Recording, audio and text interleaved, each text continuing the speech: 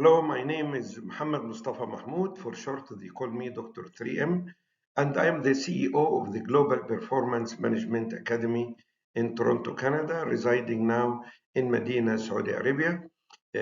Welcome to this presentation in which we will be talking about how to build a logic model for a school educational system that helps us to understand the components of the schooling system, which aims at holistic development of the learner, which will enable us finally to produce a set of KPIs or key performance indicator that help us to monitor the progress of the school in achieving holistic development of the students in the school.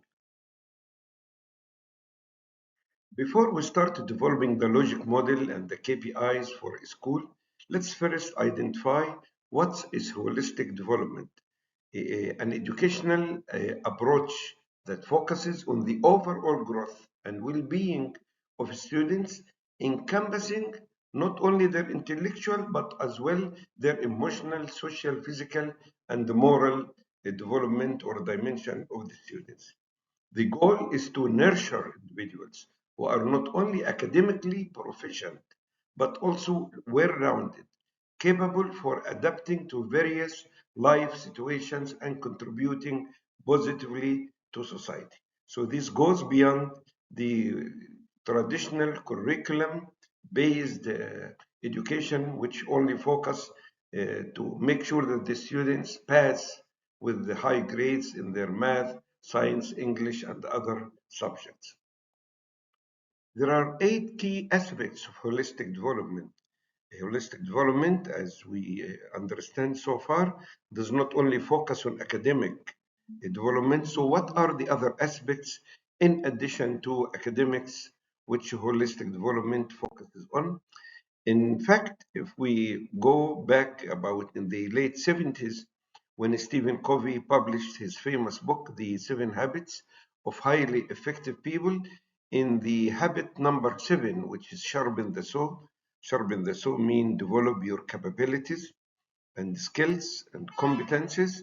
He identified 4 domains of development that each individual should focus on, which is mental mind, which is the intellectual development, soul, which is spiritual development, body, which is the physical development, and the heart, which is emotional and relational social development.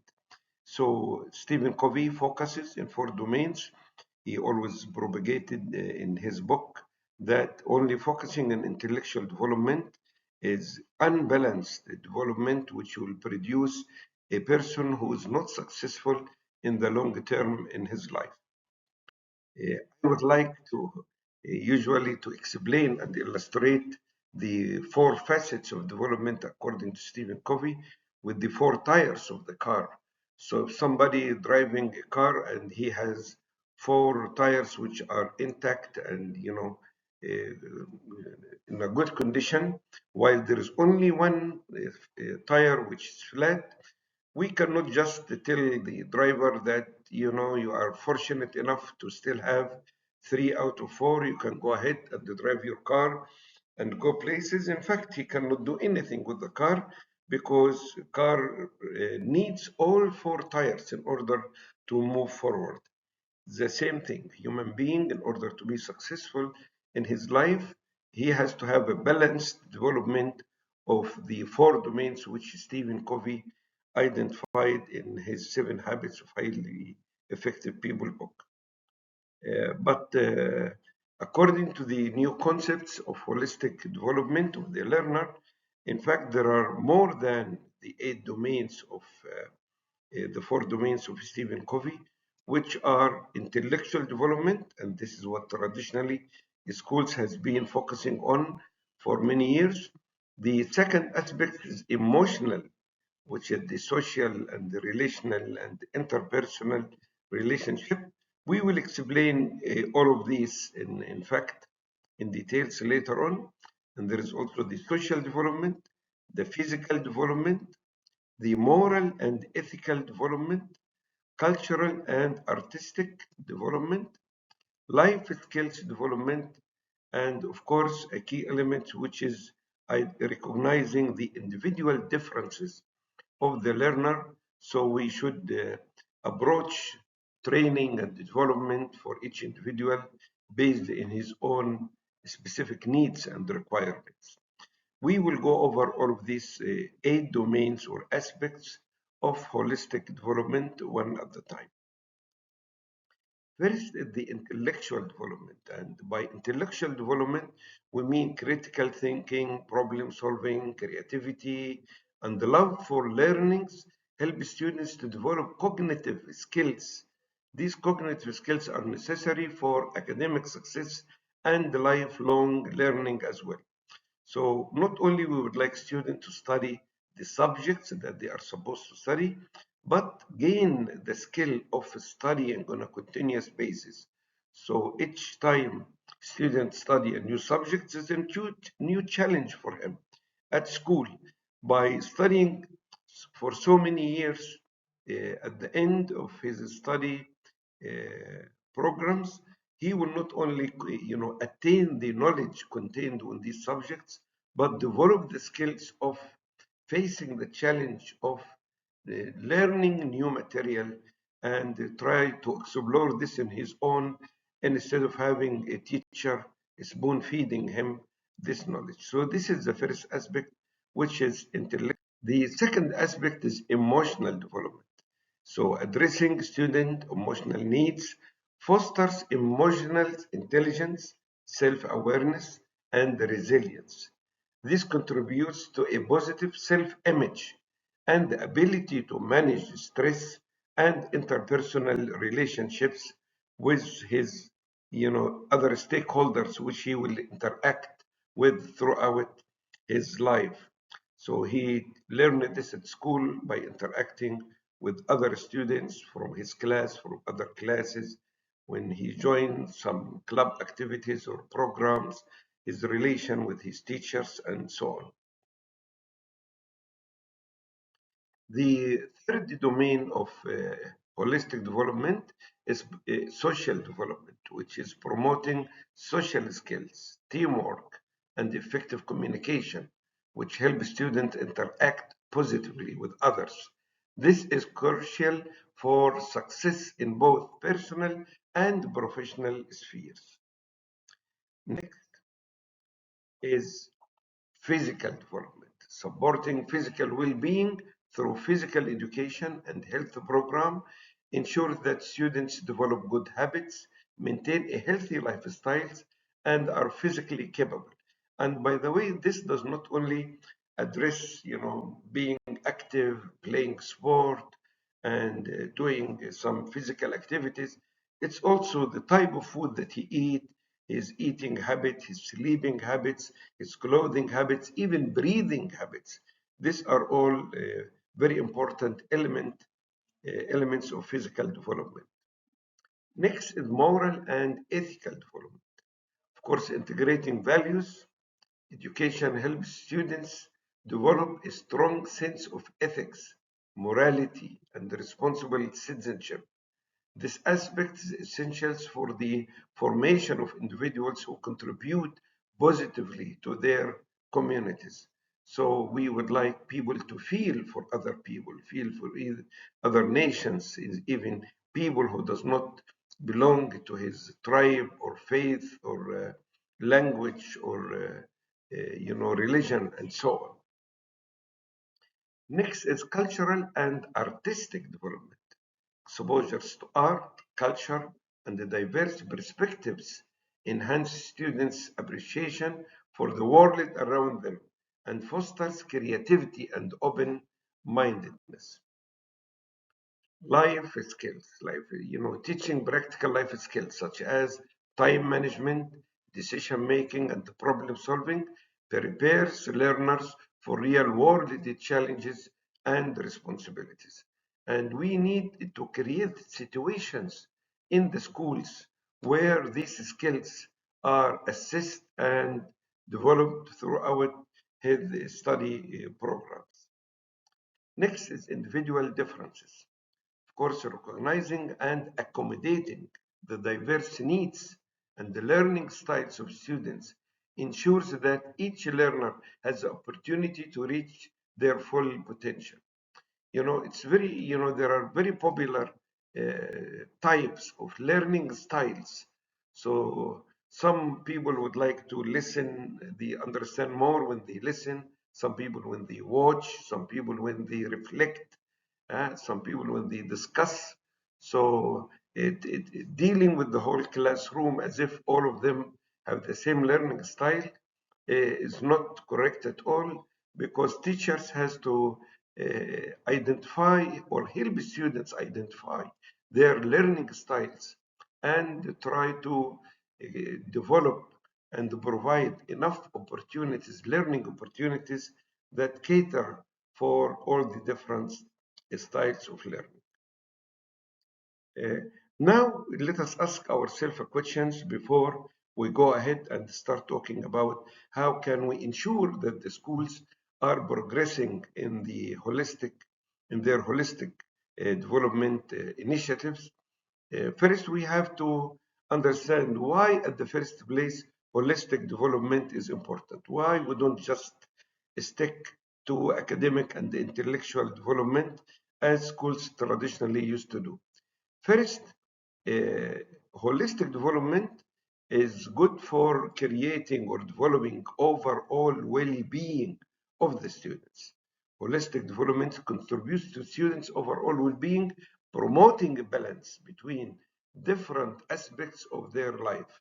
So it's not only about study and gaining knowledge and achieving high marks. The other thing is adaptability, because well-rounded individuals are better equipped to adapt to changes and challenges in various life situations. Next is long-term success. Of course, holistically developed individuals are more likely to succeed, not only academically, but also in their personal and professional lives. Finally, positive contribution to society. Well-rounded individuals are more likely to become responsible citizens who contribute positively to their communities. As we say, they're added value to the community. They are more added value. They can contribute to life in many aspects. It's not about getting a job and doing well at the job. They play different roles in their lives. They are children for their parents. They will become parents for their children. They are neighbors. They are member of the community. They are member of the global society. So they have to be able to contribute to all circles and domains within their lives. One more benefits of holistic development is lifelong learning. A holistic approach, of course, instill a love for learning. And it's very important not only to have the student learn, but have the skill to continually learn. So he is able throughout his life to seek more knowledge, use new tools, explore new domains. So we equip him to continually learn, because the knowledge which he will study at school is basic knowledge, and this knowledge is always changing and advancing, especially with the new advancement in technologies these days. Many of the knowledge that he might gain at school becomes obsolete, and he need to be able to continually learn. We will speak now about, how can we build a logic model for the school system, which focuses in the holistic development. And this will help us to understand really the system in a better way and be able to develop proper KPIs for each part of the components of the logic model. So let's first identify what is a logic model. The logic model is a visual representation that outlines the logical sequences of components in a program or an intervention, like in a school, illustrating the relationship among the various elements. So it's breaking down the schools into subcomponents and show the sequential and the relationship among these elements. A logic model provide a structured way to understand and communicate how inputs are transformed into outputs, which in turn leads to short-term outcomes and ultimately contributes to long-term impact. In fact, the logic model serves as a valuable tool for planning, implementation, and evaluation of programs and intervention. If you are able to build a logic model, it will help you to manage the school system. You will understand what inputs you need, what are the ingredients that you need, and then you will understand what action and the process you need to apply to these inputs and what you expect to produce in terms of output and what it will be the outcome on the students for all your activities, and ultimately what is the long-term impact that you are aspiring to achieve from your schooling system. Logic model has different components, and usually they are very basic common components that exist almost in every system that we can think of. First, there is the input, and then the process, and then output, and then outcome, and then impact.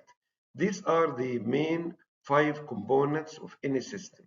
You can build a logic model for a hospital, for a school, for a nation, for a farm, for a bank, which include all of these 5 components.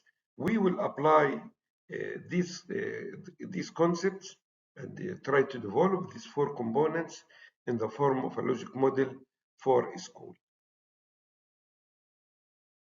Let us take them one at a time and first identify what they are. I would like you to remember that the purpose we are breaking down or the school system into these components or building the logic model is to try to understand how can we manage and monitor the performance of the holistic education schooling system. And first, we will understand what is the meaning of each of those 5 elements. And later on, we will start to talk about how can we develop KPIs for each one of those 5 components of a logic system. Inputs, what's the definition of an input? It is the resources, the materials, the human efforts invested at the beginning of a program or of an intervention.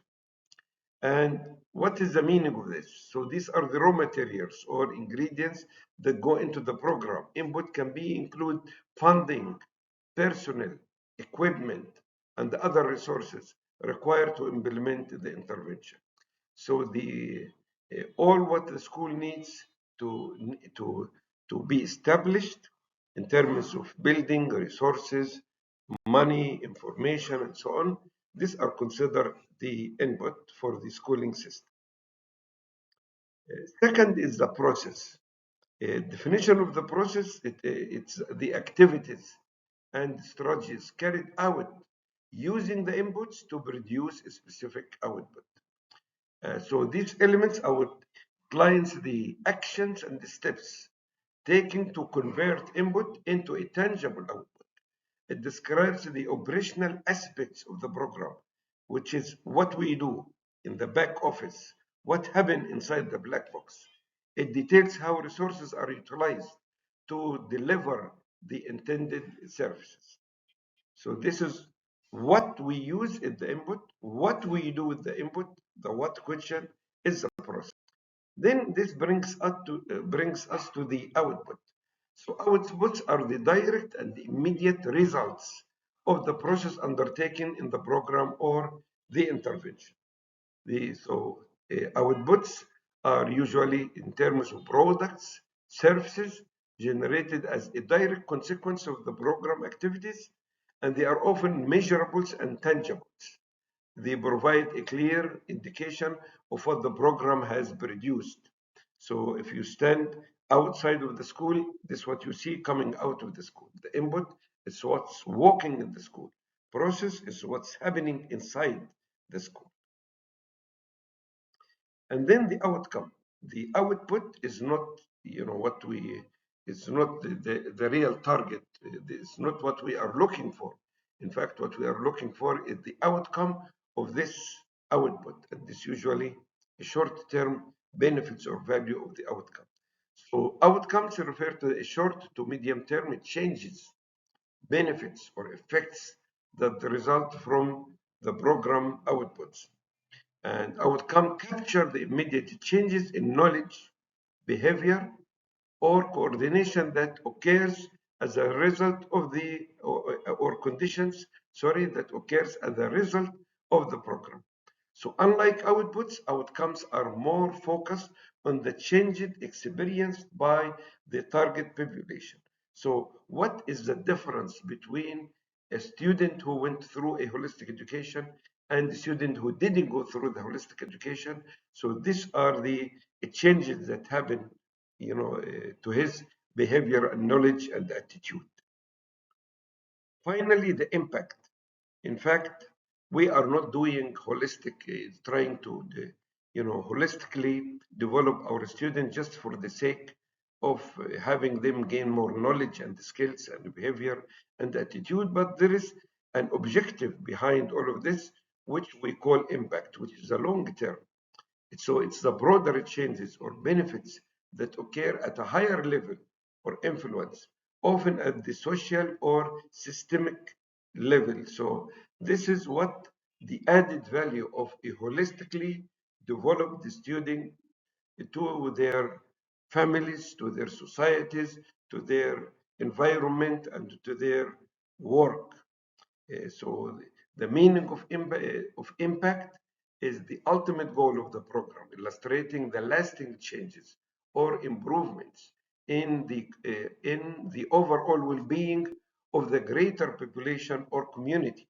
It reflects the program contribution to a larger social, economical, and environmental outcome.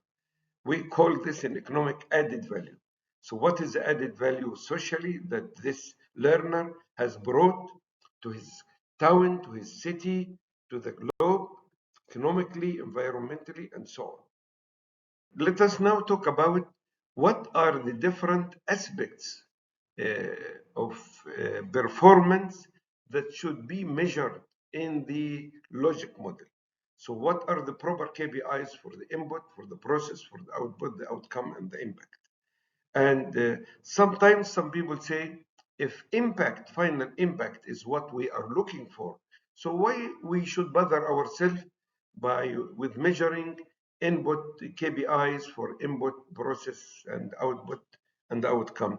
Because these are usually short term and the impact is the long term. We cannot wait for 10, 15 years to find out whether our holistic education have resulted the intended results, because it will be too late if we discover that the expected impact did not happen.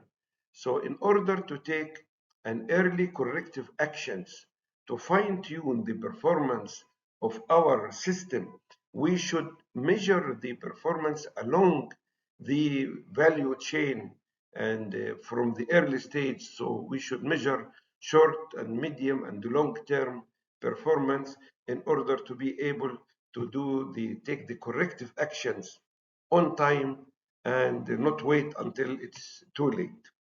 So let us now go through the different components of the logic model and try to identify what is the most appropriate or what are the most appropriate KPIs, key performance indicator, that should be measured for each part of the logic system. So let us think about what does a school need in order to uh, launch a holistic development program. What kind of resources required? And we want to make sure that these resources are available. Otherwise, the school cannot progress in executing their holistic development program. First, the school needs community support. The school cannot do holistic development just by themselves. So we need sets of KPIs that measures the level of community involvement and support for initiatives promoting the holistic development of students. The second thing the school needs is staff professional developments. The staff themselves should believe in holistic development and have the required skills to do so. And KPIs in this domain will assess the participation and the impact of professional development programs aimed at enhancing educators' ability to address the holistic needs of their learners. Next, the schools need to make sure that they have holistic resource allocations. So KPIs here will evaluate the distribution of resources to support a well-rounded education, including academic, extracurricular activities, and well-being programs. So these three different types of KPIs that needed to measure input. To measure process, we need another three sets of KPIs. First, inclusive extracurricular participation. We want to make sure that the students really participate in these activities. So this measure inclusivity in extracurricular activities, ensuring a diverse range of opportunities for students to explore their interests. So we have to develop diverse types of programs that cater for the different students' interests. Second, well-being program participation. Track students' actual engagement and not just superficial engagement, but being involved in these programs, promoting mental health, physical fitness, and overall well-being. Third, holistic curriculum implementation. We need sets of KPIs that monitor the integration of holistic elements into curriculum. So the holistic development is not just standalone activities in addition to the traditional curriculum, but it is integrated in science, math, English, and so on curriculum. So to foster creativity, critical thinking, and emotional intelligence. Then we have output KPIs. So now we need to measure what comes out of this process. We need to measure the completion of holistic programs. So these KPIs in this domain will focus on measuring percentage of students successfully completing programs that contribute to their well-rounded development. So just developing the curriculum and launching the programs is not enough. We have to make sure to what extent the students have participated and benefited from these programs. Then we need to measure comprehensive academic achievements, evaluate not only academic grades, but also achievements in projects, presentations, and creative endeavors. Third domain of KPIs is attendance in holistic programs. Assess participation rates in activities promoting cultural awareness, community services, and personal development. The fourth domain of KPIs is the output KPIs, and we have three sets of KPIs. First is lifelong learning. These KPIs will track the inclination of students to pursue continuous learning and personal development beyond the academic setting. The second set of KPIs is about personal growth, and these KPIs assess changes in students' life awareness, confidence, and resilience as indicator of holistic development. Finally, holistic skills development. Evaluate improvements in a range of skills, including critical thinking, teamwork, communication, and emotional intelligence. So here we need to measure the improvement in these skills that the students have achieved based on the holistic development programs. The long-term impact for the holistic development should be measured, and the further we go this direction, the harder the KPIs are to measure, and the frequency of measurement also is longer.